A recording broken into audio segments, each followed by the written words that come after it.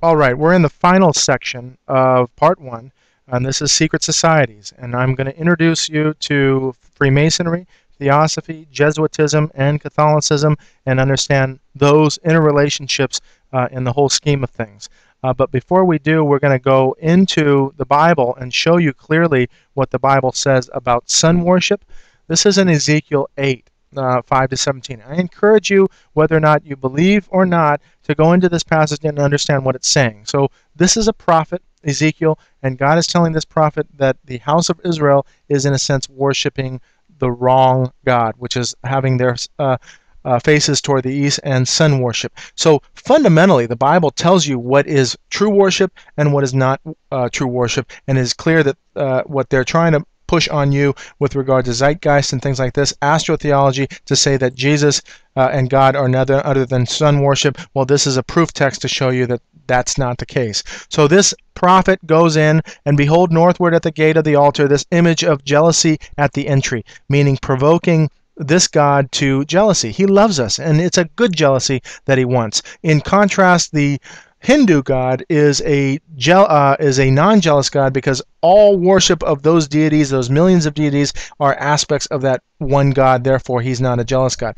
But in this case, it is a good jealousy that our God has. He wants us for him, and therefore he loves us and wants to show that to us. So we have to understand that wisdom in understanding what jealousy is on that aspect. And behold, every form of creeping thing. So let me read this from here. Then said he unto me, Son of man, dig now in the wall. And this is underneath the temple where the true worship was going on in Solomon's temple, and underground they were doing all this in secret. So this is now a reference to secret societies and how they do things completely in secret. So then said he unto me, Son of man, dig now in the wall. And when he had digged in the wall, behold, a door. And he said unto me, Go in, and behold the wicked abominations that they do here. So I went in and saw, and behold, every form of creeping thing. There's all these beasts and things, and abominable beasts, and all the idols of the house of Israel portrayed upon the wall round about. So it is a story. This story that is God choosing a people is a story of them also falling away from God. So this is another proof of that the Bible is just grossly accurate as far as just showing you what they're doing. Usually when you have a text that regards yourself, you want to put yourself into a good light. This is calling out people for who they are, and it's clear in the Bible that the house of Israel has always fallen away from him, and there is a plan for them in the ages, and we'll get into that in the next section.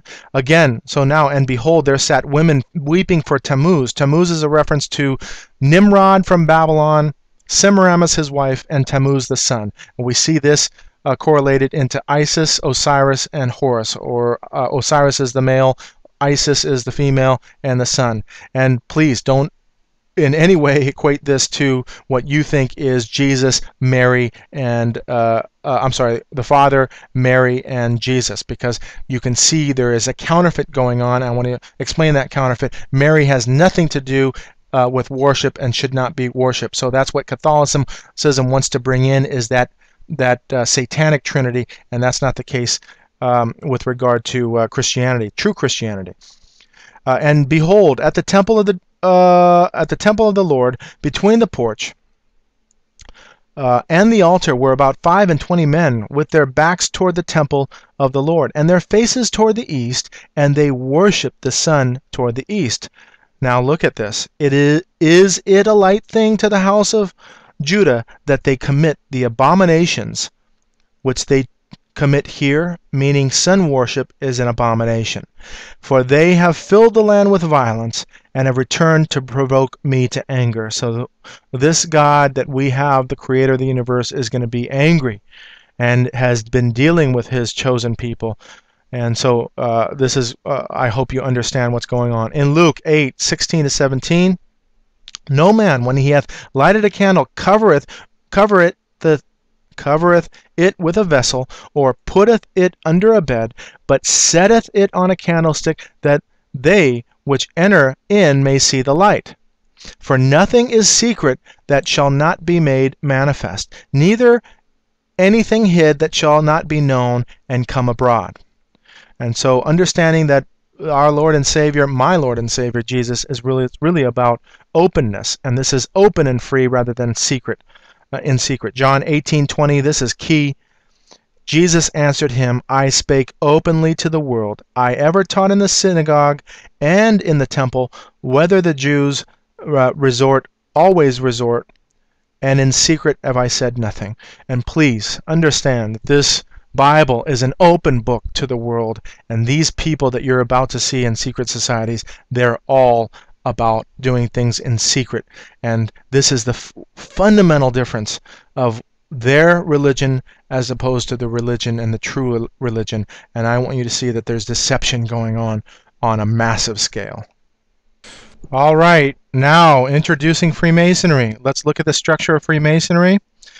This is showing you now the Scottish Rite of Freemasonry. There's two rites, and the York Rite of Freemasonry. You see the compass and square in this chart. You see the Eye of Lucifer at the top. You see here now the three lodges, Blue Lodge. There are three entering degrees: enter apprentice, fellow craft, master mason, and you can split off at that point into the Scottish Rite or the York Rite. And when you follow the York Rite, let me show you some of these names of these. You have the Royal Arch Mason, so you have the Royal Arch. Order of the Red Cross. Where do we get the Red Cross from? And you know what the Red Cross is, a very charitable organization. When I tell you about the Shriners, you understand that they have Shriner hospitals.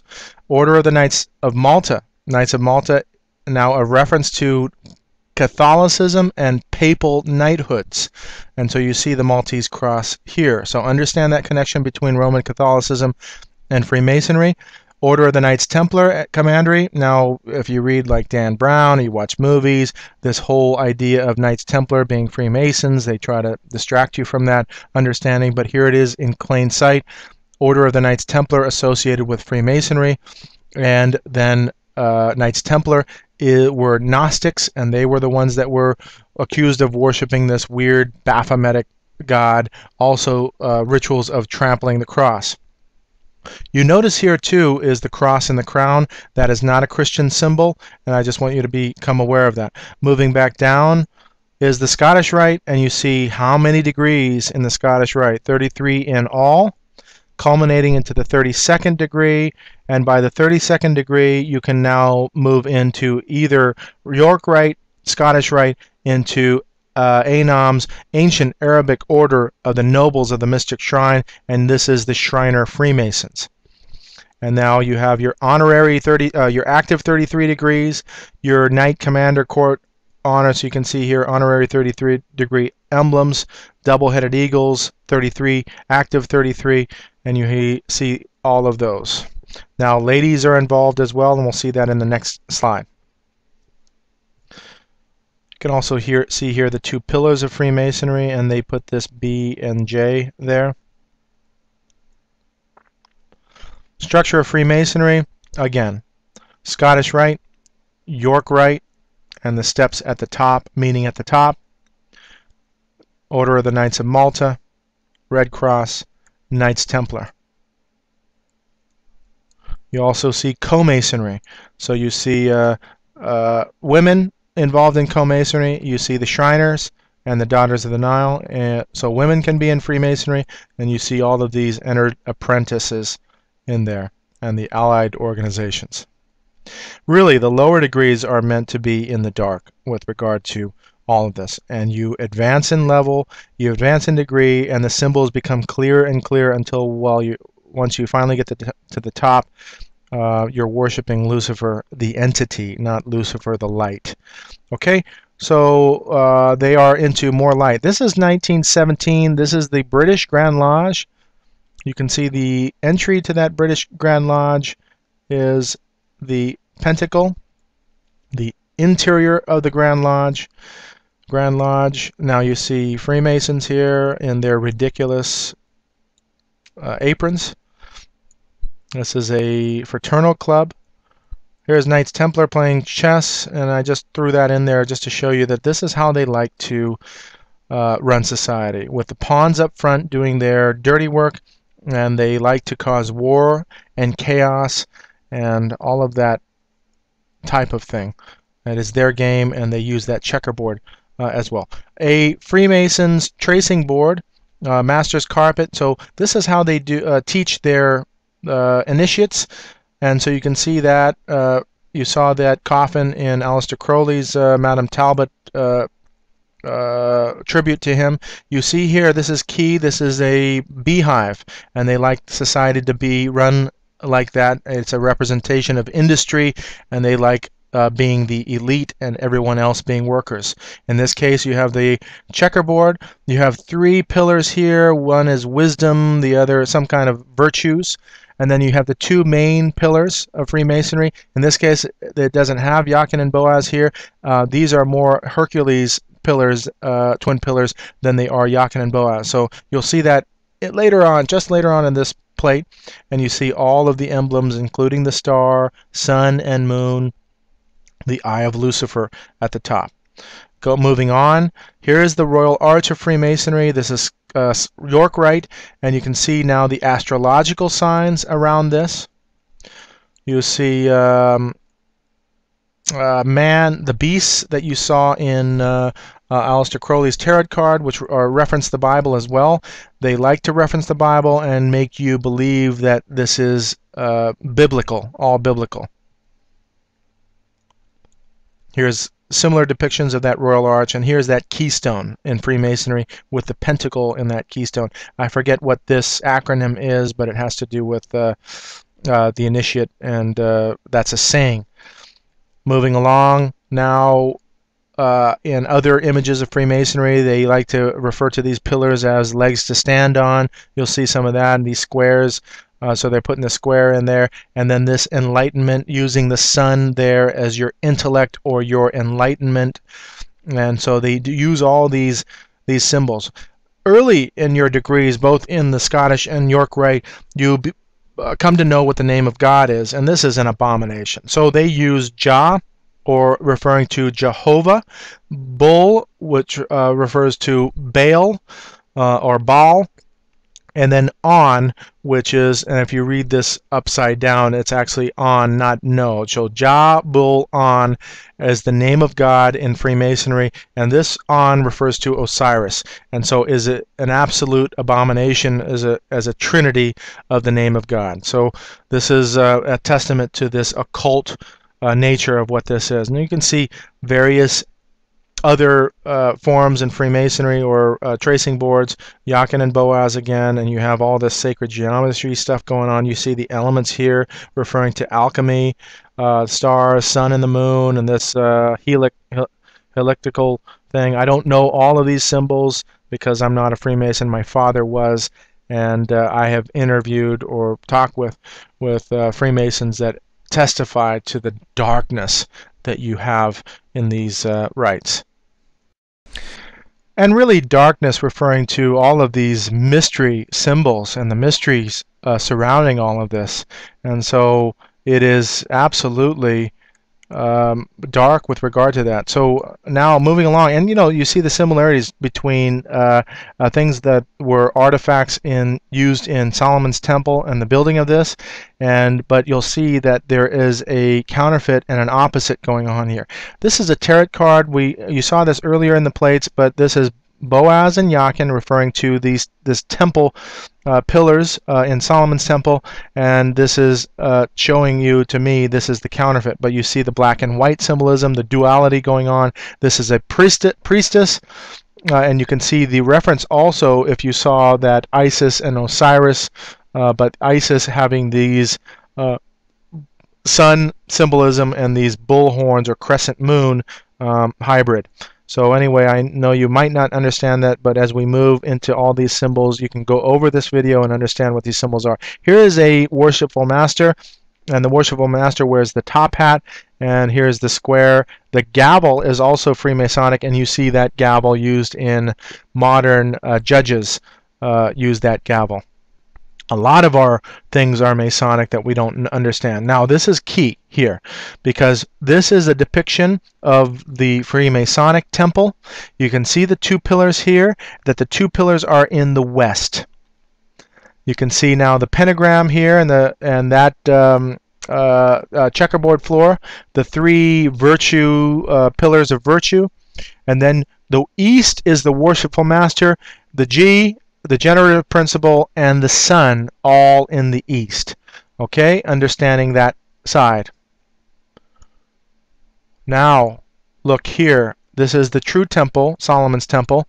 You see the two, Jachin and Boaz. Over here, they're not even named. That's why I believe they're the pillars of Hercules rather than Jachin and Boaz, the two pillars in the true temple. Now, you see that the Jachin and Boaz are in the east, whereas these pillars are in the west. It's a complete reversal in the temple. So what they show you as Jachin and Boaz is simply a smokescreen to tell you, though, they're worshiping the true God or what have you. So here's the porch, and of course the Holy of Holies sits in the west. So I just wanted to show you that complete opposite, and you're going to see in the writings even what they like to do, complete opposites against God. And so I wanted to show you that. Here are emblems in Freemasonry. I think they're called jewels in Freemasonry. You see this A over here. This A has a Masonic element to it. It is the compass, and the center portion is shaped like a square. So the compass and the square in this A portion, you'll see that showing up a little bit later on. I understand this is a lot of information. Please just bear with me. Here's the Eye of Lucifer, that light emanating from that, the compass and the square. This is the Aladdin's lamp, and in Arabian culture, the jinn is what is in the Aladdin's lamp. Jinn is a demon, and so in this case you're entrapping a demon and having a demon help you by wishing, conjuring up or invoking this demon, now wishing something to that you can attain through that. And this is quintessential in understanding that demons help people attain earthly power and wealth and all of that stuff. So yes, it's very enticing. It really is like a drug if you do getting into the occult, and that's what this is all about. So you'll see that moving along here. Other emblems here is the balances, double-headed eagles. I don't know exact. Here's a double-headed eagle over there. That's the Omega sign. All right, so moving along, Jachin and Boaz here, the two pillars with the eye in between, square and compass, the pentagram, and now you see the skull and bones. This is an old depiction of an initiate. The initiate now is covered, and you can see where he's initiated at, and you can see this coffin. The occult, have their own born-again experience. So when you see an interview with George W. Bush, one of the guys interviewed him and said, you know, are you a Christian? He says, well, if you mean being born again, yes, I am. So trust me, the occult have their own born-again experience. We'll see that a little bit later. Here's the skull and bones, and you can see these fiery things going on, and even this adornment I'll show you that has roots in Catholicism. Now here's the keystone. Here's a square and compass with a G. The double cross with skull and crossbones. We'll get into that.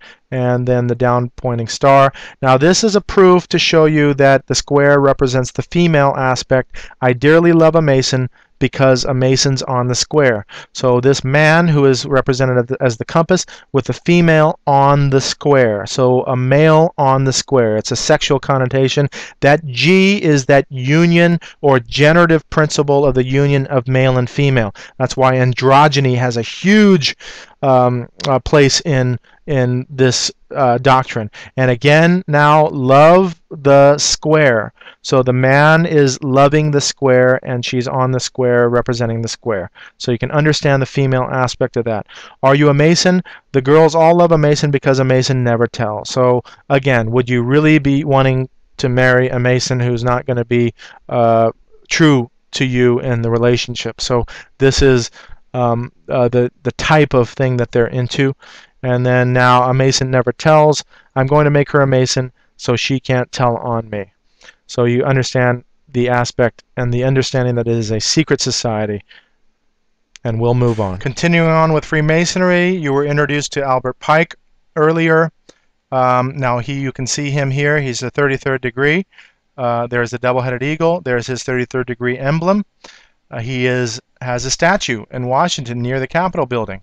So this is a Confederate soldier with a statue in Washington, also KKK member, general. You can see here the emblem of Freemasonry, 33rd degree. So was that revolution or that civil war really a civil war? He is enshrined here. I know he got pardoned also by a president, and now also enshrined or entombed in the Masonic Lodge in Washington, D.C. He wrote a book called Morals and Dogma, out by Albert Pike. Shows you a lot of interesting things in there.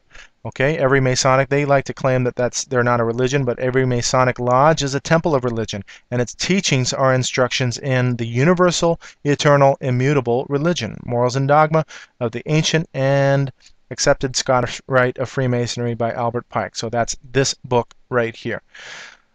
Again, Masonry, the custodian and depository since Enoch of the great philosophical and religious truth, unknown to the world at large.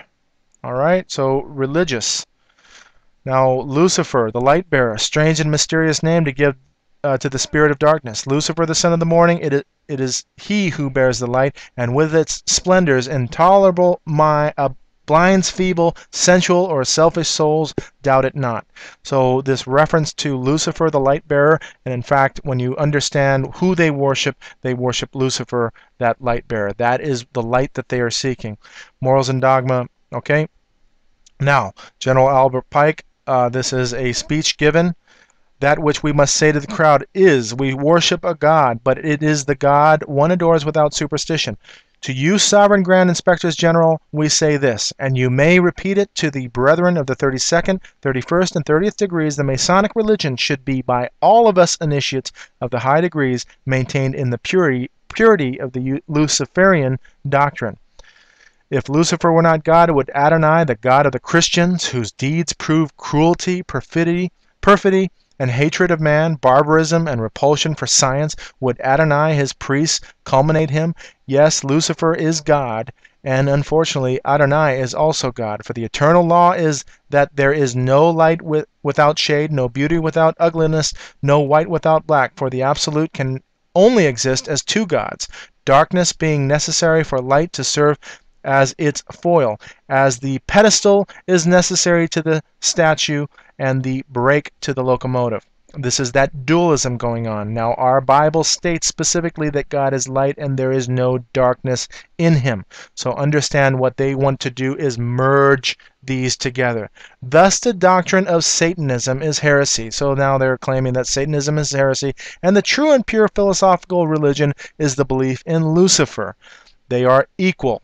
In this, I'm going to show you, and we should understand that they are according to the Bible. The equal of Adonai is Lucifer, they say, but Lucifer, God of light and God of good, is struggling for humanity against Adonai, the God of darkness and evil. This opposite understanding. It is very deceptive and very can twist your brain if you try to understand what their doctrine is, but you have to understand it by their deeds as well. Masonry, like all religions, all the mysteries, hermeticism, and alchemy, conceals its secret from all except the adepts, the sages, or the elect, and uses false explanations and misinterpretations of its symbols to mislead those who deserve only to be misled. The blue degrees are but the outer court or portico of the temple. Part of the symbols are displayed there to the initiate, but he is intentionally misled by false interpretations. It is not intended that he shall understand them, but it is intended that he shall imagine he understands them. Their true explication is reserved for the adepts, the princes of Masonry. So you can see this clear deception of early initiates into the degrees, and this is lies as far as interpretation. So you must understand the entire doctrine, whether or not you believe this, what they say here. They twist the truth so cleverly, and I am going to tell you, be aware of this and be aware of what is good and what is evil. All right, the true name of Satan, the Kabbalists say, is that of Yahweh, reversed. There is that reversal again, and you understand in Satanism there is a distinction. Now, Imagine, this is morals and dogma. For Satan is not a black god. Lucifer, the light bearer. Now he's equating Lucifer with Satan and saying that Satan is not a black god because Lucifer is the light bearer. Strange and mysterious name to give to the spirit of darkness. Okay? Lucifer, the son of the morning, it is he who bears the light, doubt it not. So you can understand in context of what is said. We said that earlier. Let's move on over here to Manly P. Hall. Manly P. Hall is another Masonic writer. 33rd degree, you can see that there. Double-headed eagle, same thing. Lost Keys of Freemasonry, you can see by the book covers. Also, it's at the top of the pyramid. This man is now enlightened. He has the enlightenment, the torch of enlightenment, similar to the Statue of Liberty. He has the triangle on his chest, and now he's an enlightened being. The same book, using this Eye of Lucifer, on the back of the dollar bill. The same book as well with George Washington on the cover, showing you that George Washington was the first Mason, most revered Mason for this country and patriarch to this country. He was not a Christian. He was a Luciferian Freemason. Understanding now, this is Albert Mackey. He wrote the Encyclopedia of Freemasonry, and you can see this woman here in Code Masonry. She puts the hand over the bosom. She points to the book, usually a Bible, and then that Bible has a square and compass. But I'm telling you, these are all deceptions. Now, I just want to make things clear. If I say something like believe me, I just want you to understand this is what I'm saying, and you are entitled to your own belief. And when I say believe me, it's just coming from emotion because it's what I've researched. So please bear with me on this. And so I have to go now into, let's look at morals and dogma. No, let's look at this, Manly P. Hall. When the Mason learns that the key to the warrior on the block is the proper application of the dynamo of living power, he has learned the mystery of his craft. The seething energies of Lucifer are in his hands, and before he may step onwards and upwards, he must prove his ability to properly apply this energy. Now, we must understand in Buddhism, they believe that demons, aka Lucifer and his fallen angels and demons, help them attain enlightenment. And so in this case, this is what you have in your hands to attain enlightenment. Now, Arthur Edward Waite, the Book of Black Magic, is a 33rd degree Freemason. First conjuration addressed to Emperor Lucifer, master and prince of rebellious spirits. There's that rebellious understanding, and that 13, understanding that the number 13 is a number of rebellion. I adjure thee to leave thine abode in whatever quarter of the world it may be situated, and come hither to communicate with me. I command and I conjure thee in the name, oh my gosh, how sick can you possibly be? And I don't know, and I don't even want to just actually read that, because I'm reading it out loud.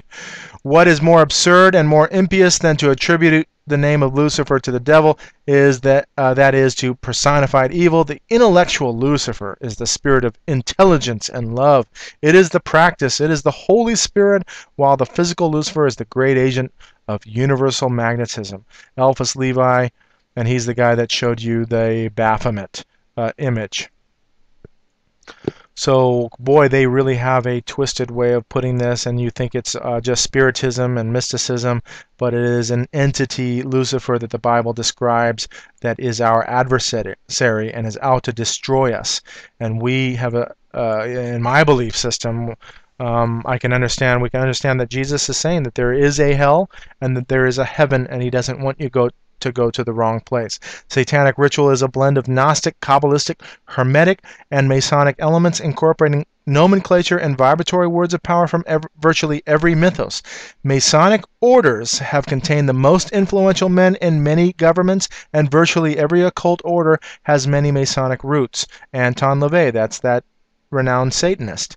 So you can understand Masonic orders containing influential men in many governments. Now, one thing I want to show you here is look at the deception going on. Part of the symbols are displayed there to the initiate. Okay, so he's intentionally misled. We read that in the upper portion. Must always be a commonplace interpretation for the mass of initiates, of the symbols that are eloquent to the adepts. So they're showing you that the upper levels get the true meaning, and once you get to the highest level, you understand that it is Lucifer that you're worshiping. You must conceal all the crimes of your brother Masons, except murder and treason, and these only at your own option. So they're showing you that you have to be immoral, and that you should hide your brother from even those types of crimes. And should you be summoned as a witness against a brother Mason, be always sure to shield him. So you have to shield him from crime. Prevaricate or falsify. Don't tell the whole truth in his case. Keep his secrets. Forget the most important points. It may be perjury to do this, it is true, but you're keeping your obligations. And remember, if you live up to your obligations strictly, you'll be free from sin. How absolutely deceptive is that? I'll tell you what, if you want power and money and all of those things, go ahead. Practice those things and you'll get it, because you can take advantage of others easily that way without any conscience. Now, moving on to the double-headed eagle. We have the double-headed eagle here. Now you can read this on your own, but when we get to the bottom here, the whole right being considered a representative of the Holy Empire. So now you understand now Rome and the connection between the Holy Roman Empire. Rome never died. Rome was transformed into the Holy Roman Empire, and that empire is still with us today. That Catholic Church and that Rome, oh, they are the largest wealth accumulator on the planet. You're going to see that a little bit later. Well, we have Ordo Ab Char. This is Freemasonic, and the use of this double-headed phoenix or eagle, both phoenix and eagle, they use 33rd degree, Ordo Ab Char, order out of chaos. They like to create chaos, bring order out of that chaos of the masses, and bring in a new system that way. And they've done it throughout the century. This is the double-headed eagle of Rome. You see the papal keys, war and the earth, war and the earth. This is Habsburg family, a bloodline of the Roman Empire, and the use of that double-headed phoenix. And on the dollar bill, there is a telltale sign that that phoenix always has this crest, or these head feathers that way. And there's a little bit of that on the American eagle as well. This is the German double-headed eagle. This is the Russian double-headed eagle. And of course, Kanye West has the Chanel double-headed eagle. And all of the symbols that those guys use are occult symbology, referencing Rome, and that is a key connection I want you to understand. This is the Holy Roman Empire and that colonial system with all these countries involved, and you see this Knights Templar crosses everywhere, Masonic checkerboards, mystical beings, griffins, snakes, and all of that stuff, and I'm telling you, this has nothing to do with Christianity whatsoever. This is Arthur Waite, who I read you that quote with, the Knights Templar orders in Freemasonry. Now you can see the reverence for the goat, the Templar orders in Freemasonry, the Knights Templar, and here's the Templar cross and the cross and crown, which is not Christian, it's Gnosticism.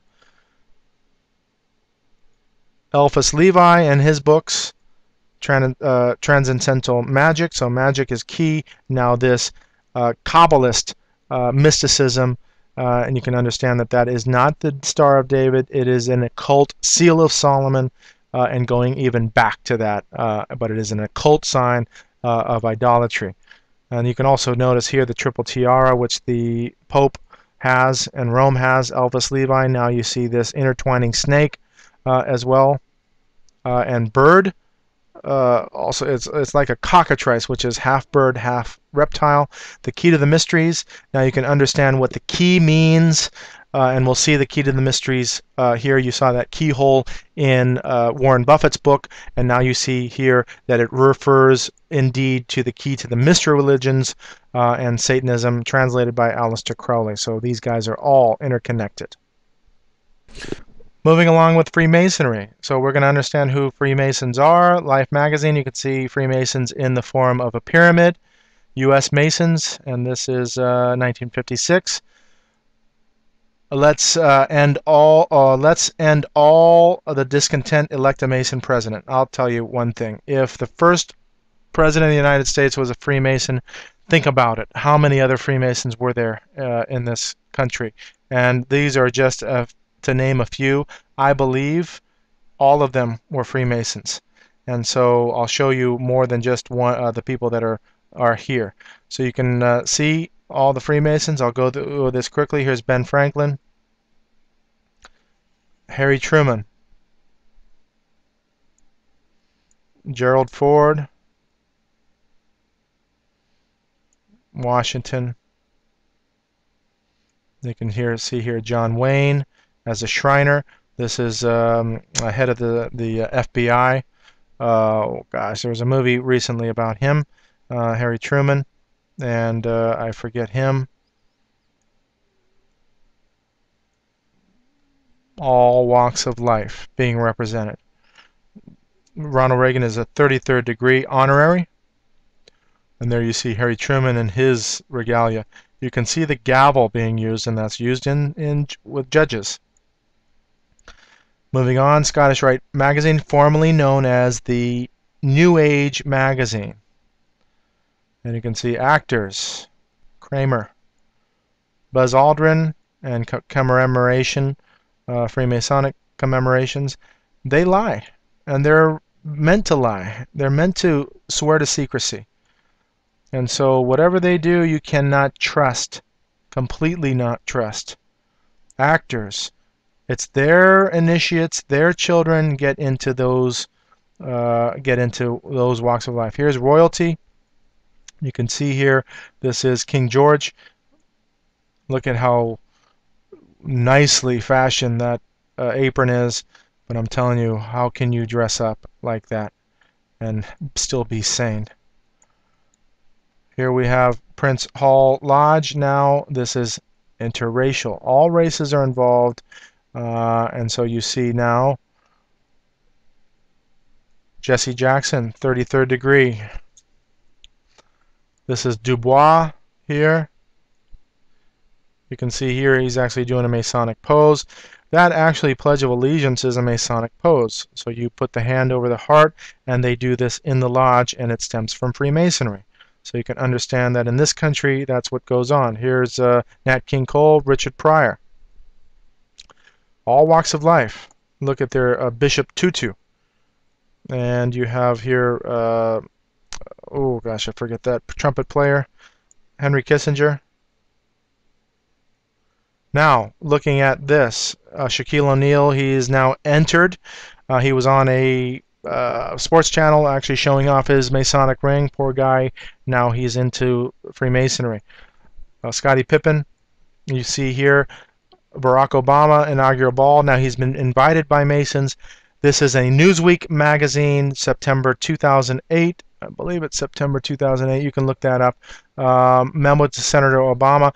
He's now here with the presidential seal, adjusting that. This ring is here. And showing that ring close up, that is the compass and the square, and quintessential colors of Freemasonry as well, blue and gold. Bill Clinton, given my affinity for Catholics, it's ironic that besides music, my major extracurricular interest from 9th grade on was the Order of Demolay, a boys' organization sponsored by the Masons. So if you're in Demolay, you're going to go into being a Mason. And so we can't see all who enter into secret society. We just have to get clues. And here's Barack Obama, very proud to show this square and compass of Freemasonry. Let's move on. Isaac Newton, The Alchemy of Science and Mysticism, and the use of the square and the compass. Mozart, complete Masonic music. Now, I'm living in Hawaii now, and this is King David Kalakaua, and he is a Shriner Freemason. You can see Islam here. Talk about selling your people out to this religion. And there's a statue of him on Kalakaua Avenue with the square and compass at the base of that statue. Also, this portrait is at the U.S. lodge in Washington, D.C. Now, just to show you that Freemasonry is interracial and global, and this is an example, there was an article done to show you that all walks of life, all religions, this is what they want to do, is bring all of this stuff together in a one world, and understanding that. This is Egypt, India, Brazil. It is a global organization. Moving along, Japan, and they have been there since the mid-1700s, perhaps even early 1700s. You have now the square and the compass in this shot. Surprising, yes. And look at the square checkerboard pattern, and these are, look, samurais with a Western man, in that case, indoctrinating the entire population. And so you can see here, he is doing the hidden hand, and this a magazine. My wife, when I first started researching this in my testimony, I was researching this and going, hey, you know, it's a global thing, let's check it out. And she actually did this research for me to find out that this is what's going on globally. And so we have Chinese. This is Mao with Dubois here. Famous Freemasons. Education is the whole system of human training within and without the school's house walls, which molds and develops men. So Brother Dubois. And so here he is with Mao. I have come to find out that all of the revolutions are perpetrated by Freemasonry since at least the French Revolution. And so we have Chinese Freemasons here. You can see them. It's global.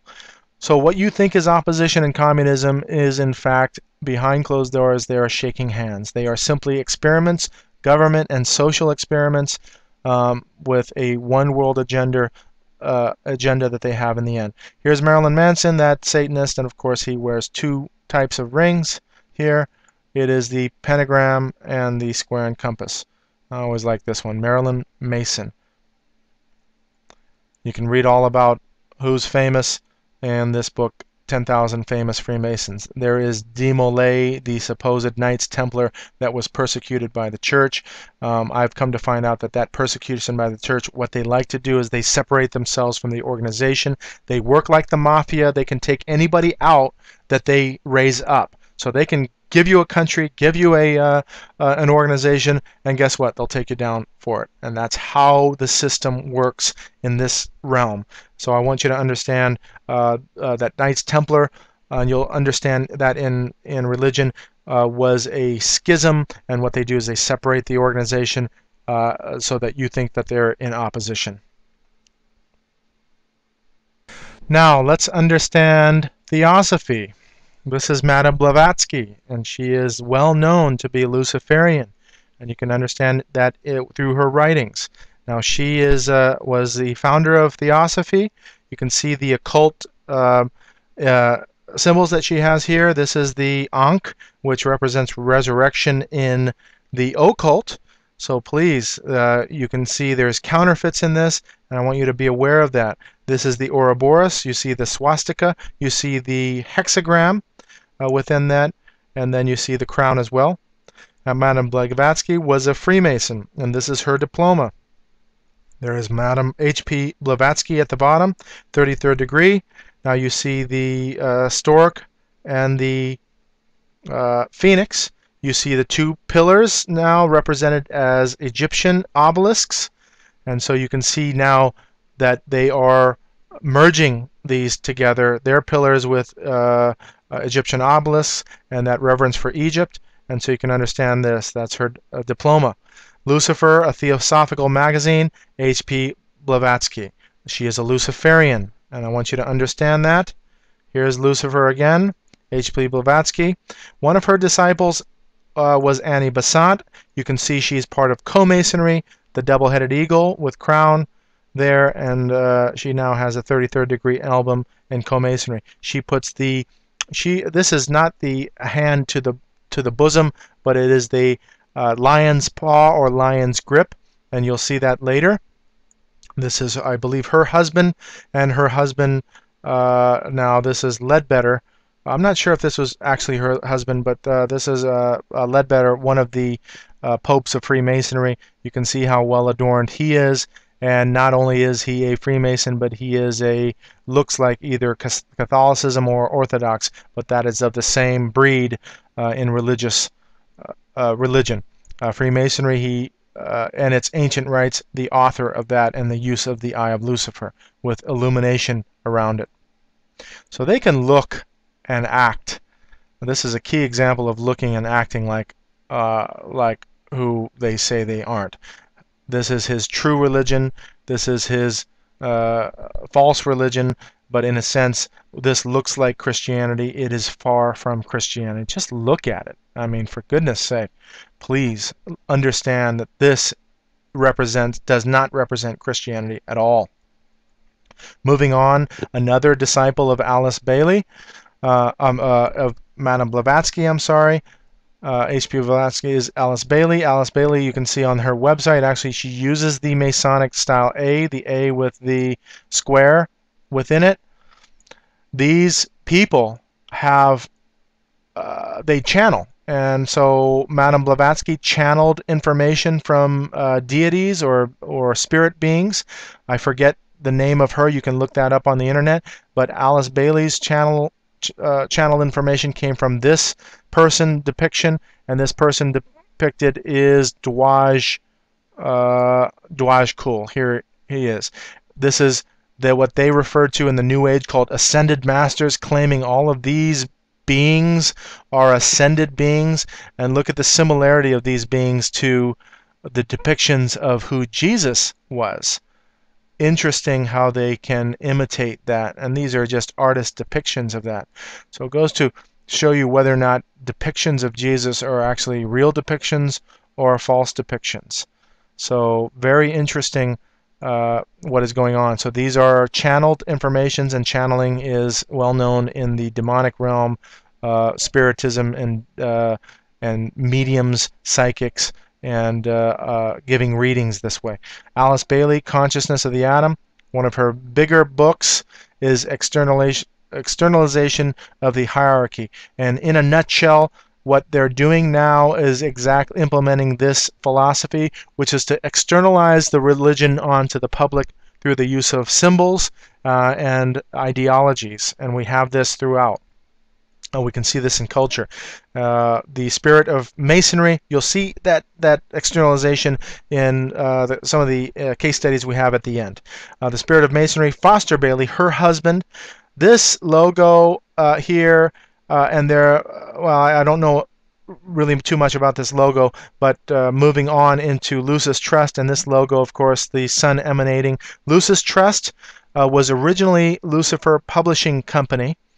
And you can see Lucifer Publishing Company here, founded in 1922. It was changed to Lucis Trust because, of course, the obvious reference to Lucifer. They hold a seat. This Lucis Trust holds a seat at the United Nations, and they also disseminate material, literary material, through the United Nations. So big time these people are, and they are Luciferian. It just so happens that the prayer room at the United Nations has the largest magnet. So you can see in one of our first plates in Freemasonry, a universal magnetism. So they have this largest magnet ever mined. It's actually embedded into the foundation, into the earth. This magnet is.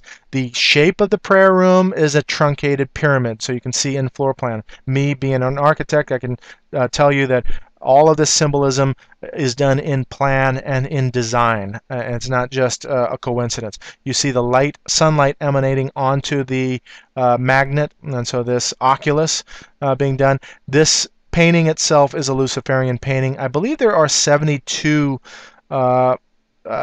geometric things here. I haven't counted them, but you can read all about this in the Cult of the All-Seeing Eye. I forget whether or not that 72 has correlation there. So we have now the New Age magazine, which was which has been since changed to the Scottish Rite magazine, and you can see now. But the New Age movement was founded by Freemasonry. Now, introductory study course in Theosophy, understanding that they're using this pentagram symbology with man in it. Okay, I do have to make a correction. I'm not sure if this actual Alice Bailey is on her website. I think somebody made that up, but it is the use of the actual Masonic style A. So I'm not sure. Some of this stuff I researched a while back. Let's look at what Madame Blavatsky says. The Secret Doctrine by Helena Petrovna Blavatsky. Lucifer represents life, thought, process, progress, civilization, liberty, independence. Lucifer is the Logos, or God. The serpent, the Savior. See how opposite they are. It is Satan who is God, the God of our planet, and the only God. So you can see now she's developed her doctrine, the celestial version, which thus becomes the mother of gods and devils at one and the same time, for she is the ever-loving beneficent deity. But in antiquity and reality, Lucifer is Luciferius, Luciferius is the name. Lucifer is divine and terrestrial light, the Holy Ghost and Satan at one and the same time. Freemasonry and co-founder of Lucifer Publishing Company, now called Lucis Trust, Foster Bailey concurs, it is not possible from a contemplation of this side of Masonic teaching that it may provide all that is necessary for the formulation of a universal religion. That was in a question. The Spirit of Masonry, page 113. Foster Bailey states that Masonry is the descendant of or is founded upon a divinely imparted religion. This religion, he explains, was the first united world religion. Then came the era of separation of many religions and sectarianism. Today we are working again toward a world universal religion. In my realm in Christianity, they are working. The top levels of people, even in the evangelical realm, are working toward globalization, unification, universalism, and this one world government.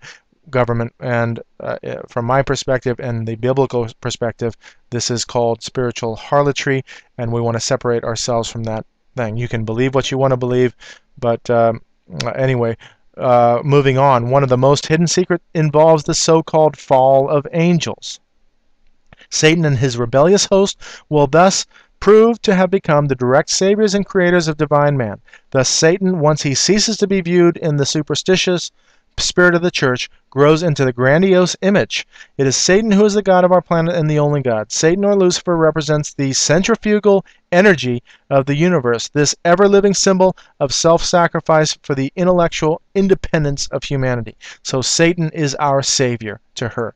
No one will enter the New World Order unless he or she will make a pledge to worship Lucifer. No one will enter the New Age unless he will take a Luciferian initiation. David Spangler, Director of Planetary Initiative, United Nations. They are Universalists. They are Luciferian to the core. Now, on Lucis Trust's website, you can understand now when they say the esoteric meaning of Lucifer, it is the opposite. So in this case, we are reading the exoteric meaning of Lucifer, what they are giving you, the uninitiated. There are comments in the World Wide Web claiming that Lucis Trust was once called Lucifer Trust. Such was never the case.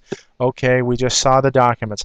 However, for a brief period of 2 or 3 years, in the early 1920s, when Alice and Foster Bailey were beginning to publish the books, published under her name, they named their fledgling company, publishing company, Lucifer Publishing Company. There it is. By 1925, the name was changed to Lucis Publishing Company and was renamed so ever since.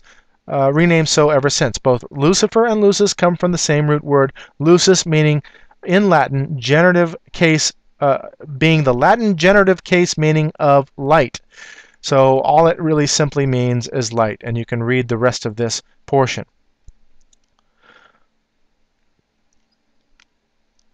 Now moving on to the Great Invocation. Now, understanding that invocating in the satanic Luciferian realm means invocating spirits, invoking. And this is now a invoking saying that you can all recite if you like, but look at what they want you to do.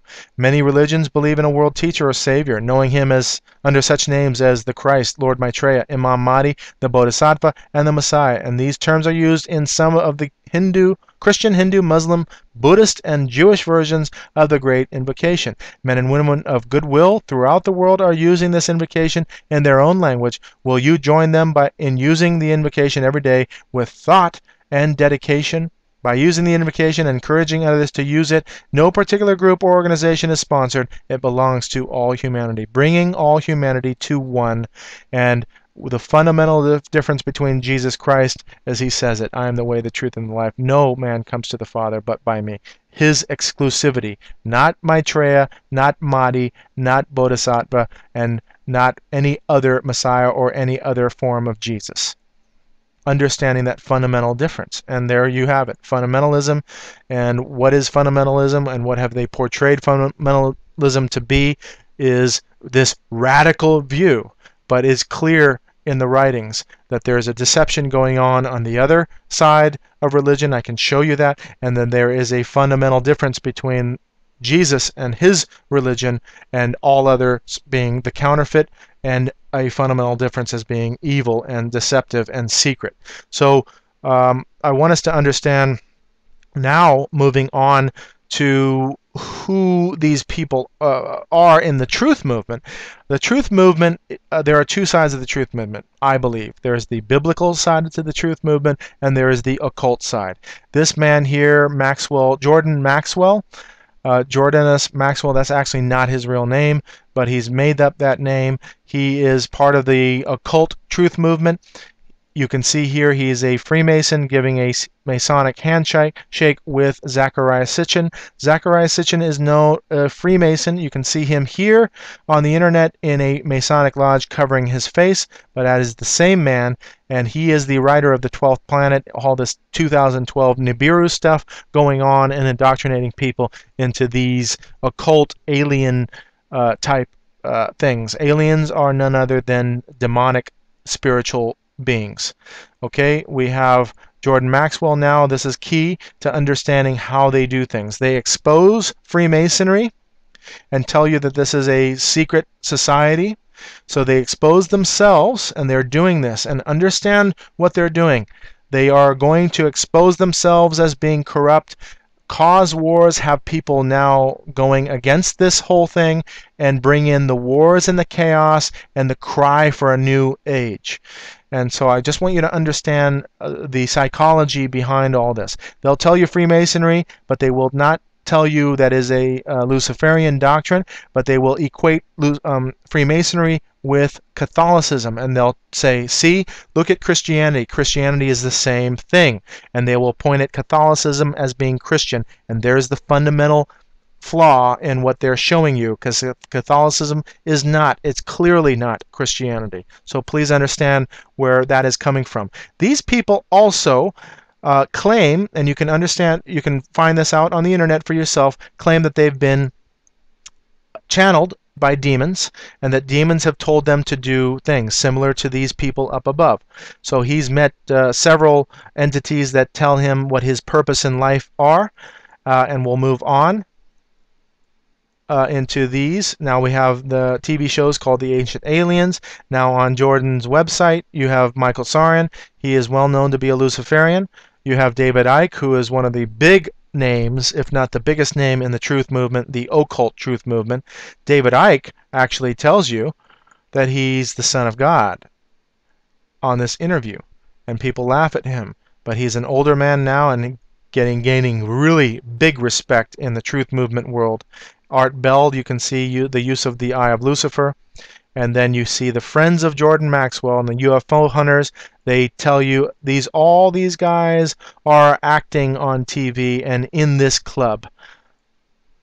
Within the club, showing you that UFOs could be aliens, and those aliens might be life from other planet. I don't know what they're setting you up for, but this is a very key aspect to what is going on today.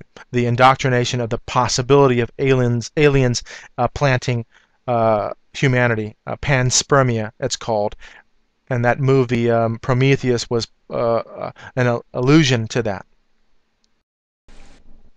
And there is Art Bell. Now moving on to Zeitgeist, and this is something that before 3 years ago that I looked at and said, wow, You know, it must be that Jesus is the same as everybody else. So who do they attack specifically?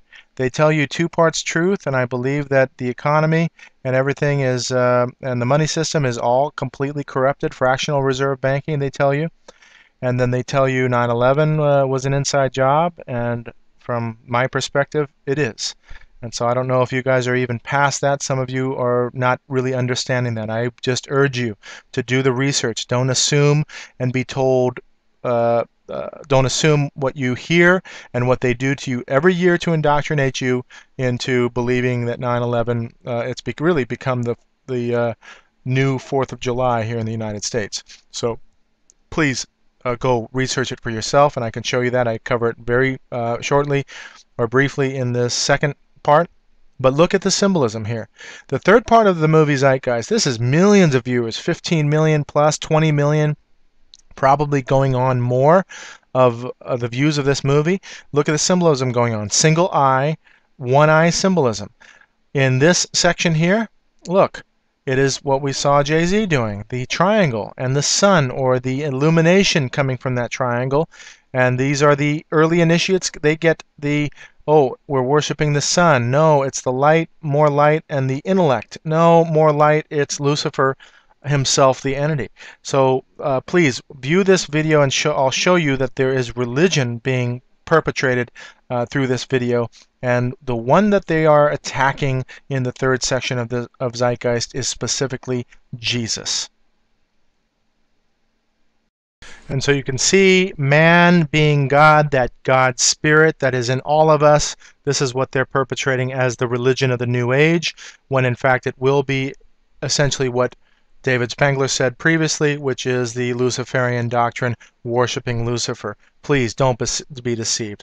This whole thing is world peace, moving toward this one world government. They're going to take you through chaos. You're going to be screaming for peace, and then you're going to enter in the new age, their new age. According to the Bible, there's only a 7-year plan that Satan has, and it's called the Great Tribulation. Fundamentally, Christians have to understand what the prophecy reads. The book of Revelation is all about that, and this is a deception globally. I understand it sounds so noble. Humanity coming together. Yeah, we're going to travel through space. Yes, we're gonna hormone therapy and all new, change our DNA and become healthy and live long and the whole 9 yards. And believe me, it's all a trap. And I know I say that, believe me, but just research it for yourself and understand what this is all about. Fundamentally, it is religion being portrayed, and your soul is at stake rather than your physical body and the existence of humanity in this case. Now look at Zeitgeist, the use of this Luciferian eye, and look at the cult of the serpent. So that similarity of the symbols being used. Now before I became who I became, a born-again Christian, I looked and wanted to be part of this Venus project. I was into ecological architecture. I thought it was the next best thing, this whole green movement, and the Venus project was part of that. This is the architect, Jacques Fresco. I actually contacted the Venus project. Look, they're called the Venus Project. And I'm just going to tell you, a lot of entities are channeled, and they call them Venetians and from Venus, and all of that deception. This is the fantastic architecture that could be part of humanity in the future. If we just work together, we'll be fully ecological and realize a new dream for humanity. This is Acharya S. She is the main source of Zeitgeist. So Acharya S., look at the books that she promotes. The Christ Conspiracy, the greatest story ever sold, telling you that Christ and Jesus is a selling. They are against it. They are against the Bible. If you actually read the Bible, you will understand that the Bible is quintessentially anti-establishment. It calls the leaders out for who they are, and you're not going to take up arms against them. You're going to be understanding fundamentally that Jesus came and died for you. This is the gospel message, and I know it sounds fantastic, but look who they are going against. We are peaceful. I don't own a gun, and I don't intend to ever harm anyone. This is not my belief, and this is what Jesus did, peace and love, just telling you in truth and in love that he wants you for him, and that he wants you to take you to heaven, and that we're done doing things peacefully. Just letting you know that's here, the gospel according to Acharya S. Now look at using the gospel message according to Acharya S. and now this dualism Buddhism type thing. So if you're going to get trapped into this belief system, I'm going to show you that they would rather you be an atheist, a evolutionary atheist, or practice any other religion besides true Christianity. And I want to show that to you in the second half, but we'll continue on in this section. Now let's look at the foundations of the Illuminati, and I'm going to begin with this chart. It's based on what I believe, Lucifer and Satan. These are not all the same. There are different charts out there, so you can mix and match if you want to, but to me these are the most accurate ones. But there is something that I want you to be aware of at the end of this presentation, really that is the climax and the gist of the entire presentation. So please bear with this entire presentation to the end. Understanding now Satan and Lucifer at the top helm. This chart says that the papal bloodlines are the Roman Empire bloodlines. We have a black nobility council, and this is Jesuitism, the Jesuit Council and the Jesuit Order. Moving on to Zionism and the Rothschilds. Zionism is the establishment or the political establishment of the State of Israel. And there is a truth movement side on the occult side that is against this type of Zionism, and I can show you that. And then we have aristocracy and knighthoods. Moving on to secret services. So you can see the structure. Here's the Illuminati Brotherhood, CFR, and the Freemasonic structure. We put Ignatius Loyola at the top here because he is the Jesuit general. He is somewhere in this area. He is representing these bloodlines. And then we have the Rothschilds and Zionism. You see Mayor Amschel Rothschild. His sons, we'll see that a little bit later, who are in charge of the Vatican's money hoard, and that is the Swiss banking system. Their system now is the economy that we run on globally. This is Adam Weishaupt. He was a Jesuit priest, and he is attributed to founding the Illuminati itself. And the Illuminati itself is really this entire structure all the way up to the top level. Give me a control of a nation's money, I care not who makes her laws. And this is Mayor Rothschild. And so governments are run by money. As Satanists, we were told that the Illuminati were very powerful satanic spiritual beings, which is not entirely false because the Illuminati is possessed by these beings. Now, Stephen Dolan's, you can look him up and what he believes, but I understand that to be true, meaning that possession is really the gist of it. The majority of, this is Manly P. Hall, the majority of modern mediumistic apparitions are but elemental creatures, his word for demons, masquerading through bodies, i.e. possession, composed of thought substance, us, supplied by the very persons desiring to behold. Okay, so these, not thought substance, us, but these bodies, demonic demons, that they are thought substance and supplied by the very persons desiring to behold these rays of decarnate beings, meaning they're not incarnate, they are decarnate, and people give them up to possession. And this is key to understanding this. And you saw in the previous part of part 1, demonic possession, these people do this, and it's like a drug. They want that power, and they give the spirits and the demons free reign of their body.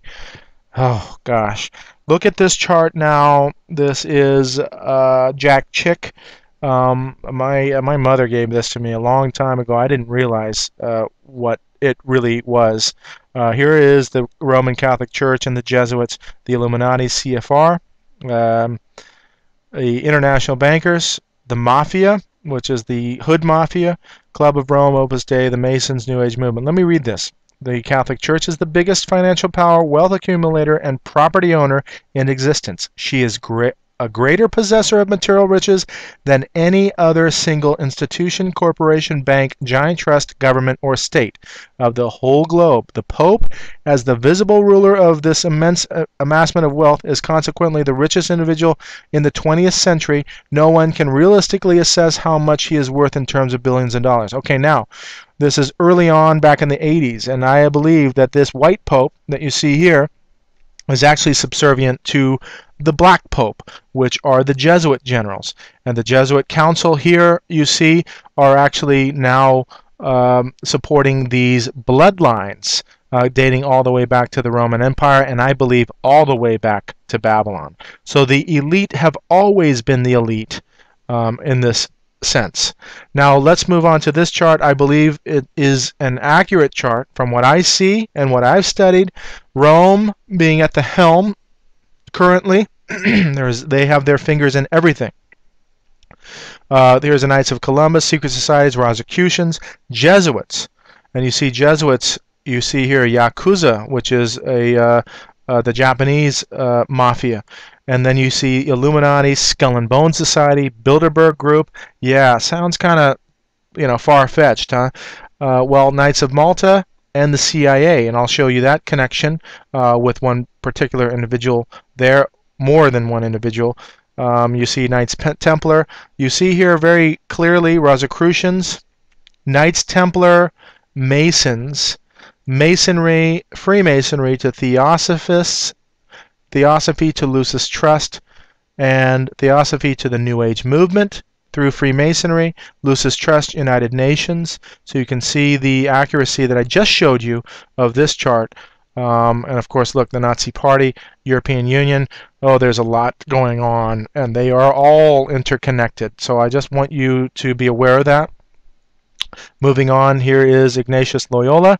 You see the Jesuit logo, IHS. There he is. Look how they like to put halos on each other as well. Wow, what an organization. Global Jesuit Assistancies, they are global. Actually, Maryland, the state of Maryland in the United States, was named Maryland, Virgin Maryland, by Catholicism. And so you see who they are, all dressed in black for your consumption. Now, Blavatsky, and I don't like to quote from her, but you can take some truths out of it and just divulge information. It is curious to note that most of the bodies which work these, such as the ancient accepted Scottish Rite, the Rite of Avignon, the Order of the Temple, Fessler's Rite, and Grand Council of the Emperors of the East and West, Sovereign Prince, Masons, etc., etc., are nearly all offsprings of the sons of Ignatius Loyola, the Baron Hunt, Chevalier, Ramsay, Schutte, Zen, all these family bloodlines, and the grades of these rites worked under instructions from the general of the Jesuits. Just to show you. And of course, she's part of it, and she admires this rather than does not admire this. So this is just showing you bloodlines. Now looking at the supposed birthday of the Illuminati, at least the Colombian faction, it is said that its birthday is May 1st, 1776. That's why you actually have the 1776 on the bottom of the pyramid, when it is also the birth date of the nation. But May 1st is a satanic holiday. It is called May Day or Beltane's Day, and that's usually when they do the maypole pagan dance around. We look at Rihanna here in pop culture now, and she has Adam Weishaupt's image on her arm. And within a video, she's called the Princess of the Illuminati. So they are externalizing this idea of the Illuminati. They're not caring anymore. It really is in your face. And so if we go one more generation, we're really not going to care anything about this. The new generation will, because they'll be completely programmed into because of the media and entertainment doing this type of thing.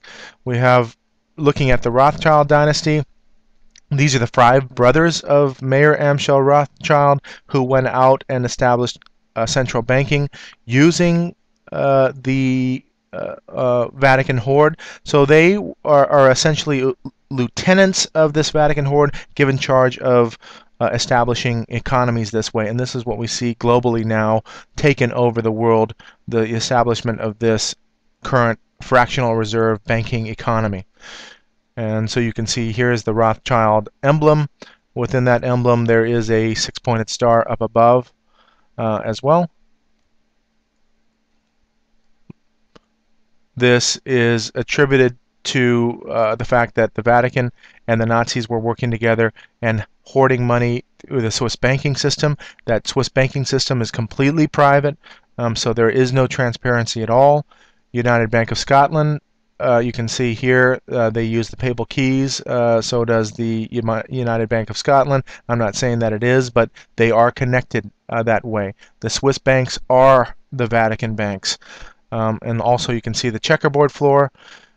This is an ominous image that they actually created a Vatican bank, so they're out in the open with an actual bank itself. So here we have a religious institution involved in that which they shouldn't be involved with, banking. Are you going to serve God or mammon? Mammon meaning money, and God is against this. So looking at the creature from Jekyll Island, this is the story of the Federal Reserve, and it was a story of them going to an island and planning the establishment of the Federal Reserve Act 1913 that was passed, and these are the men involved with that. And the prominent name here is John D. Rockefeller. You have J.P. Morgan, Schiff, and the Warburgs, and there are other families involved with this. Looking at this, tells it all. This is a pyramid scheme. It is a Ponzi scheme, and it is printing money out of thin air. That is what fractional reserve banking means. You take a fraction of what you have and you loan out 90 plus% of what you don't have. And so that is printed out and simply these days done with computers and numbers. So they use terms like quantitative easing. That's the latest term they used in pumping money into the economy. Quantitative easing, how easily decipherable that is to say that all they're doing is easing the economy by pumping money into it. And this can be further from the truth. Here is the establishment of central banking. If the people actually knew how simple it is to understand that the entire world's economy is debt-based. We're not buying debt at all because we can never pay back any debt. There is no interest at all in this system. There is interest tacked on to debt, but it's simply debt-based, and that is all. So it's fiat currency. It's monopoly money. And so if you own the system of monopoly money, then you own the world. And this is exactly what they do. They own the world. And so you can see the example of the amount of debt in the world, and what countries have the most debt are the countries that are the richest countries. It's just as simple as that. If we knew it, we would be up in arms that way. But of course, in my belief system, I'm not up in arms. I'm comfortable knowing that the world is going down and that there is a plan for all of this, a spiritual plan. We are part of a secret cabal working against the best interests of the United States, conspiring with others around the globe to build a more integrated global political and economic structure, one world. David Rockefeller in his book Memoirs. So this is the Federal Reserve, World Bank, IMF, Bilderberg, CFR, Trilateral Commission, NAFTA, World Trade Organizations. All of these organizations are owned and operated, and we're meant to believe that they're all independent things, and everybody's fighting for it. They own everything. Now, one thing I did want to say is that if you're going to believe that your politicians in this nation, this is the United States, believe that are ignorant to how the economy works and that it's fiat currency, fiat based, I'm sorry, but I believe that you're being completely naive. These people know what they're doing. They know how the economy works. They know it's a central bank. They know it's fiat currency, and they simply just act their way into you believing, oh, we have a national debt, we have to pay off our debt. It is all slave based. They are all playing the game. They understand it. They go back into the back rooms. They rehearse their speech for the masses. And I'm telling you, if it's in entertainment, it's in politics. Please don't be naive to thinking that your politicians are telling you how things work. They know it's a Ponzi scheme. They are in the ball game itself. And on the other note, you may have one lone wolf crying out there, i.e., like a Ron Paul of a third party or the Republican Party. And if you research Ron Paul, he's playing the game as well. His wife and his daughter are Freemasons. We can't confirm whether he's a Freemason or not, but when your wife and daughter are, it is very rare for you not to be. So understand that all of their people that even have a voice are playing the game, or else they don't have a voice at all. They don't even make it on television. That is my understanding and my research, and please understand that and go seek that for yourself. Now, going on to the Club of Rome, if the present trends, I'm not going to read this, but basically they're saying that we're in trouble if we don't control all of these factors. Pollution, production, yes, I understand. So they're trying to solve the world's problems, and their solution is a 10-region system, bringing this whole Babylonian New World Order together. It is the Old World Order now encompassing the New World Order, which encompasses the entire planet. North American Union, European Union, you have Japan here in its own economic power, but you see all of these regions, and there are biblical connotations to this in the book of Revelation as far as the number 10 with regard to these regions as well. So moving on, here is the Pope. You can see this ominous sculpture behind. It looks like Lucifer to me, an angelic being in a type of whirlwind. European Union signing was done at the Vatican. Here's Tony Blair here, and you can see that large sculpture of one of the Pope. I think that's Pope Innocent. Moving along, look at the currency of the European Union. Revelation 17, a woman riding the beast. And you can see that symbology. Now, woman riding the beast on currency. Magazine covers. A woman riding the beast. All of this having biblical significance, and they do this on purpose. Here's an old picture of the Tower of Babel. Here's NATO headquarters. I believe that's NATO headquarters or EU Parliament, one or the other. And then you have also Occupy movement. If you really research the Occupy movement was a UN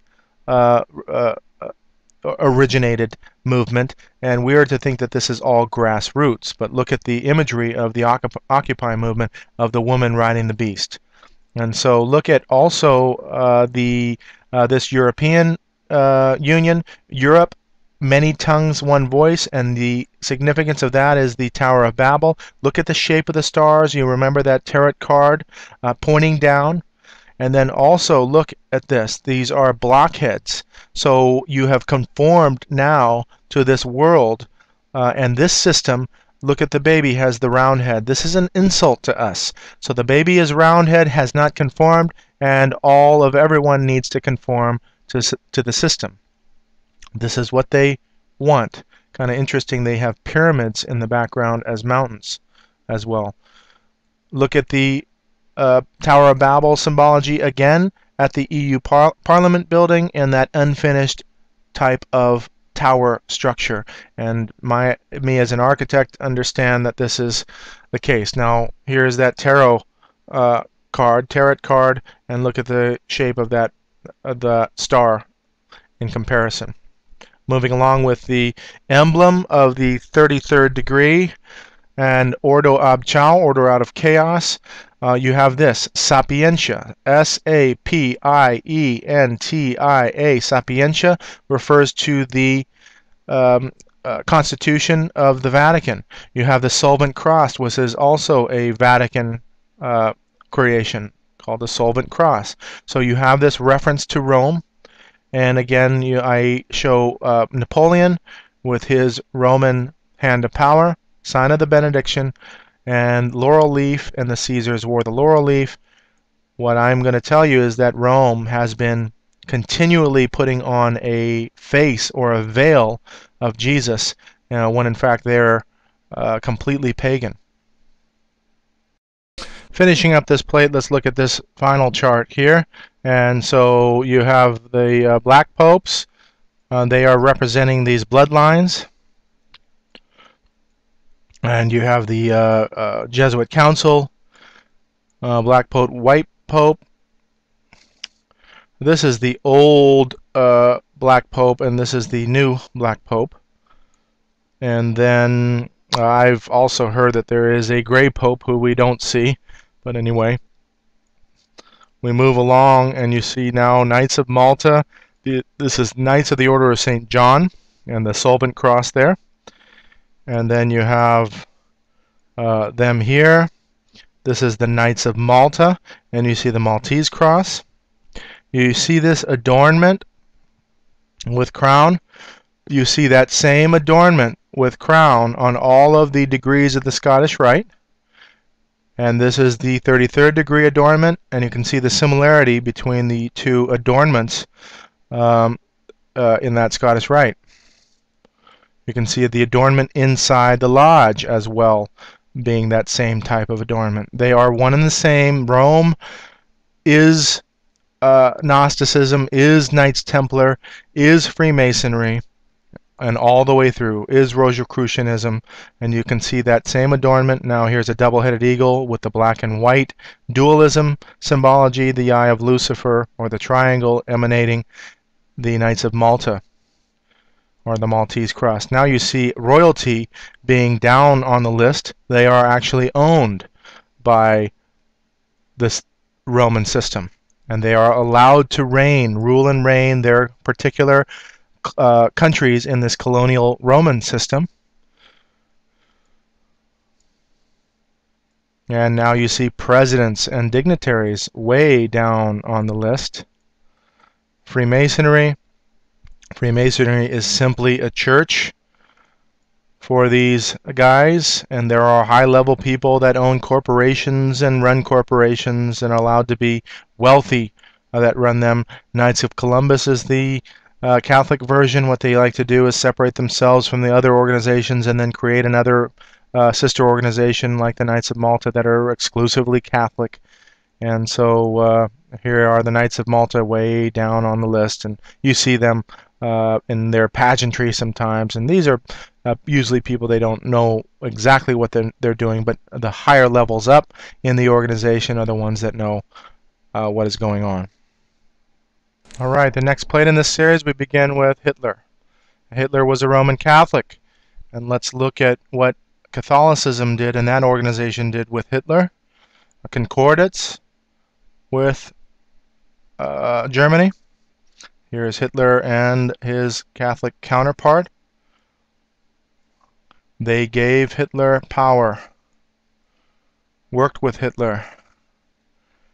They fund both sides of the opposition in war. They give people power and let them wreak havoc.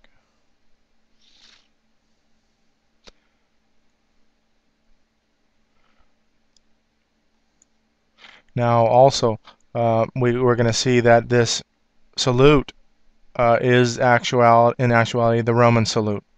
So he was a devout Catholic, but he was also a Thule Society member, secret society member, and so outwardly Roman Catholic, inwardly secret society. There's that Roman salute. We see also the current Pope, Pope Benedict, as being a Nazi youth. Here's a German paper describing that. He looks like the Vatican has a similar Roman salute with both hands. Now sometimes on the internet they actually cut his, they crop this image to make it look like a single arm salute, but this is actually the full image showing the two-arm salute. Nazi Germany and their alliance with Islam. And you can see the Fez here and him doing the Nazi salute. and therefore this alliance was so powerful that you can see that even the terrorist organizations, Hezbollah, and their military and their raising of their children in this militant Nazi salute style. We'll see more of that. Here's Hamas, Fatah. The leaders are the ones that are responsible for all of this. And I'm telling you, these leaders, I've come to believe, are in the hands of Rome already. You'll see that later in the religious section. They are the opposition. The mode of operation is be the opposition, join the opposition, and always run this dialectic on humanity of always having the enemy. And they have certainly created this enemy. The Nazi connection to Islamic terrorism. I can see Himmler as our Ignatius of Loyola. Adolf Hitler said this, and here is Heinrich Himmler, the head of the SS, and you can see the SS and the skull and bones, the order of death. Heinrich Himmler was also a devout Catholic. And you can see Germany was at it even prior to World War II. This is the Second Reich, and these are leaders of the Second Reich. Here's the Maltese cross that he's wearing, which is a papal knighthood, and again the Maltese cross there. Now moving on with Ignatius of Loyola, which is the Jesuit general, and the fascination with these skulls and whether or not this is a saint that they are adorning here. The skull of a saint. Why in the world would you want a skull next to you and put a crown on that skull? Perhaps it's necromancy and the worship of the dead. This is something that I cannot understand. So here is a sculpture of Loyola with a skull. This is the second Jesuit general. I forget his name. Boer, starts with a B, but there's the skull. Now you can see here in Freemasonry, they actually kiss the skull in Freemasonry. So here's a Freemason with the skull. The Skull and Bone Society say that they have Geronimo's skull in their lodge. We'll get to that second. Here's another secret society and the use of skulls. Skulls and bones are normally referred to poison and pirates, and they always like to have some negative connotation to it. The number 13, pyramids and bondage, biblically. Skull and Bones Society at Yale University. Here's the Father Bush. All three of the Bushes were members. Here's Father Bush, Grandfather Bush, and George W. Bush. In 2008, the election, I believe, 2004, the election was against two Skull and Bones members, John Kerry and George W. Bush. How in the world do you get two Skull and Bones members running for office of the President of the United States unless things are rigged on both sides? These are blood oaths that they take. The rituals you can find that were on the news are sick. Why would anybody in their right mind go through rituals like that? You think it's all fun and games and just fairy tales and jokes? I'm telling you, there are spiritual forces behind these things, and that's why they do it, for power and money and greed, and ultimately for being with Satan that gives them that and their spirits. This is the guy that actually asked the question, how can two Skull and Bones members be running for office in the same time? He got tased, and they couldn't even, they didn't even answer his question. John Kerry didn't answer his question, and they ran him out. That's the kind of society that we live in when you are a conspiracy quote guy. And I'm not talking about Comet Elenin coming and destroying the world, but I'm talking about things like things that we can tangibly understand, with Skull and Bones members being going for the president. Skulls movie, and you see war is mentioned here. They love war. You can see here now there are 4 Skull and Bones members here, the cult, shown present at the signing of the USA's National Security Act, which created the CIA. And so you can see these secret societies being involved. The Knights of Malta are heavily involved. And all of these secret societies are connected in one way or another. And so here's a Father Bush and Son Bush. I can't even believe that we even have the idea of having a son related and being president. Usually when you go and are hired for a company, they ask you the question of whether or not you have any siblings or any relatives that are in the company so that you can alleviate any bias toward being hired for that company simply because you have family members in that company. Here we have presidents that are family members. Don't you think that that is odd? Here is Grandfather Bush now shaping his proteges up and his cronies up, and that's Nixon there. Look at this, recruited by MI5, Mussolini recruited by intelligence, and Mussolini is supposed to be the opposition. They run both sides of the coin. Now look at this Freemasonic apron. Here's the front side and the back side. And by the way, why Freemasons actually wear an apron is they believe it is representing the covering for sin back in Genesis. Why in the world would you be covering your sin with a skull and bones in this manner? This is all abomination type stuff. Here's skull and bones on rings, skull and bones, and the fascination with skull and bones. Here's Rihanna. And this is why I truly believe, I've come to believe and understand that these actors and these musicians like this are simply mind controlled, and they are bloodlines. It's their family and their children. They do wicked things even to their children, grow them up in satanic ritual abuse, and this is why they can do such sick things as they do. And that beating up of Rihanna by supposedly her boyfriend Chris Brown is an example of her getting out of line and having this abuse done to her. Control minds, you can see a downward cross, upside down cross, control minds. We'll get into that in the second part, but just bear with me and understand that I've come to believe that. Here's Skull and Bones with Johnny Depp. All of your fraternities are Masonic and have their roots in secret societies and Freemasonry. I have a friend I went to high school with, was in a fraternity. He had his initiation at a Masonic lodge. And this is not uncommon at all. And you can see skull and bones everywhere. All of the symbols of Freemasonry and all of this symbology riddled into fraternities and sororities.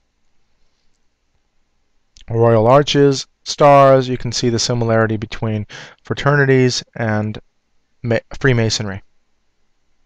This is the final plate in part 1, and we'll begin with understanding this Order of the Knights of Malta, Order of the Knights Templar, a little bit, but with just some images. Here's the Swiss flag, here is the Red Cross, and they like these charitable organizations to make them look good. The Knights Templar, and that Templar cross, they were known for stamping on the cross, and this was a ritual they did to denounce Christ and what he did for you. And so that's a depiction of that. Novice Knights Templar initiation, initiate trampling the cross of Christ. Gnosticism, and you can see this red Knights Maltese cross. This is the creation of modern Freemasonry from Gnosticism to, and the Jesuits did this. The Jesuits were into Gnosticism, and it simply transformed into modern Freemasonry. Freemasonry were masons and builders, yes, and they built cathedrals and were all the way going back. Architects and craftsmen were revered, and so they had exclusive clubs this way. And speculative Freemasonry is the intellectual side of Freemasonry, which religiousized it. All of our culture has been infused with religion for a very long time. So anyway, Gnostic Templars, and you can understand where Gnosticism is in the second part. He does a hand sign that is common in the priesthoods and Freemasonry as well. So you see this. Now also moving on with the double cross, You can see not only do they have a triple cross, but they have a double cross. That is where I believe we get the term double crossing, which is to backstab someone or lie that way deceptively. You see the Knights Templar cross and crown, skull and bones, and you see the emblems with this double cross. Knights of Columbus as well in this. The Templars, like all other secret orders and associations, had two doctrines. One concealed and reserved for the masters, which was Johannism, which is Gnosticism, and the other public, which was the Roman Catholic, meaning that they looked and act like Roman Catholics when on the inside they were Gnostics and secret society members. And you see here a Nazi member with his double cross. Moving on to Knights Templar, and you can see on the website the use of the double cross and of course the triple cross on the bottom. This is the Iron Cross, and that Iron Cross has roots with Templars, whether it's red or white or black.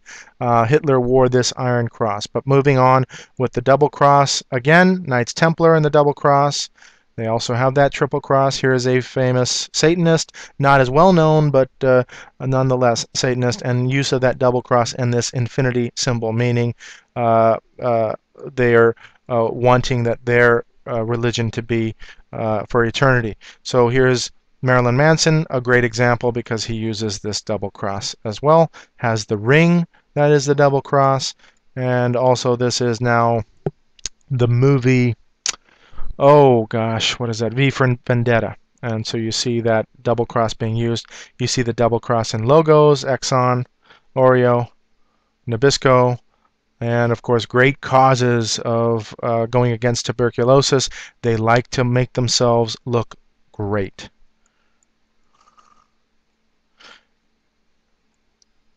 So here's Hitler, and you see now the Maltese cross being used. You see Nazis here. Here's the Iron Cross, Hitler's Iron Cross, and here the Maltese Cross on this side, and the Iron Cross as well. So all of these papal knighthoods. This is not British knighthoods. It's all Roman colonial system knighthoods.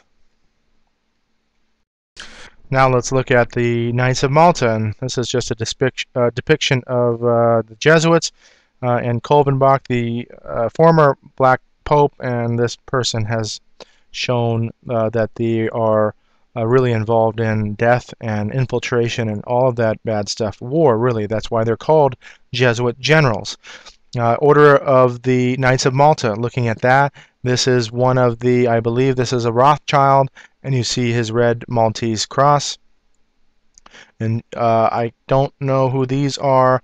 I believe there was a Maltese cross here. I don't know why I put these plates in. But moving along, Sovereign Grand Lodge of Malta, ancient, free, and accepted Masons. And then we have the Maltese cross. Order of Malta, now in Nazi Germany. They had their own version complete with swastika in the center. And you can see that being worn prominently on the collar. Prince Charles Edwards, a German duke, and you can see he's a Knight of Malta. Continuing on with Knights of Malta, I believe that's a Maltese cross. I did this, this was interesting is because there was a Maltese style crucifix. And I believe this is a Habsburg, I'm not sure, but that is a royal a papal bloodline. And so looking at Mussolini, Franco, all now allegiance toward Rome, you can see that. And here's the Queen, her Knight of Malta, Queen Beatrice, and this, I'm sorry, yeah, Princess Beatrice. This is Prince Bernard or Barnhard, and he is the founder of the Bilderberg Group, and that is well known to be a secret society or elite members that meet and decide world events and where the direction of the world is, and her receiving her knighthood, and so she's all in the family. Here he is with all of his Knights of Malta crosses and cape, and there you are, elite or ever elusive, and so there she is. She is actually the owner of Shell Oil. They own everything. And it is not an understatement to say that. Who formed the CIA? Wild Bill Donovan, he's a Knight of Malta, and the FBI, Knight of Malta. Charles Bonaparte. This is General, I don't know if it's Westmoreland or not. I don't think it's that. This is key right here. Moving on to General Boykin. He is the general that was involved with PSYOPs and that movie Black Hawk Down. He goes around with an evangelical organization, Calvary Chapel Church, but in fact, he is a Knight of Malta, and this is his ceremony. And so you have now Catholics, infiltrators, Knights of Malta infiltrating other churches and bringing all churches back to Rome. And it was actually asked of him why he did this, because he's an evangelical, and he said that he was actually infiltrating the Catholic Church. Now, come on. Knights of Malta are involved in CIA, therefore it's logical to understand that he is PSYOPs and therefore involved with intelligence. And he is simply that's the opposite of what he's doing, is infiltrating the evangelical church, because if you understand Vatican II, it's all about bringing the ecumenical movement in and bringing infiltration and bringing all churches back to Rome. It's understood completely that way. This is his good friend and Pentecostal Protestant preacher, and if you understand his ministry and see his ministry, it's downright demonic. People rolling around, acting crazy, drum beating, and it's all demonic possession. And it's completely unbelievable that we would even allow this type of person. He's a general. He speaks of dominionism. He goes around to the churches and is a warmonger to tell you everybody's just out to get us. Yes, they have radicalized Islam to the point that now the West has to defend this. So yes, they are fueling both sides of war. And as a true Christian, I am not about war. I am about peace, and we should have our feet shod about with the gospel of peace, according to what Ephesians says and the Apostle Paul. So this alliance, he actually funds, not funds, but he disseminates all of General Boykin's religious material through his ministry called Morning Star. Interesting that they choose that name, because there are similarities and counterfeits going on in the Bible with regard to that particular name. Okay, South African leader, Haile Selassie of Ethiopia, and talk about selling your people out. That whole continent has been raped by the colonial system. He is also wearing this five-pointed Maltese cross, and you saw that on Napoleon, and it seems to be some kind of Order of the Phoenix. Look at the decoration that he has. This is Puff Daddy or Sean Combs, and I believe that looks like a Maltese cross. Anyway, they adorn themselves that way. We understand here that is definitely a Maltese cross, and this is that Miley Cyrus. This is a joke here. It has to be. And all he's done, really, he was a Satanist. Now he turned Knight of Malta. All he did was really change uniforms. So his secret doctrine is Satanism, and his outward doctrine now was the Knight of Malta. And it really is simply changing uniforms, because they are both one and the same. And of course, there's that sign of the benediction, which has come to be known as the peace sign.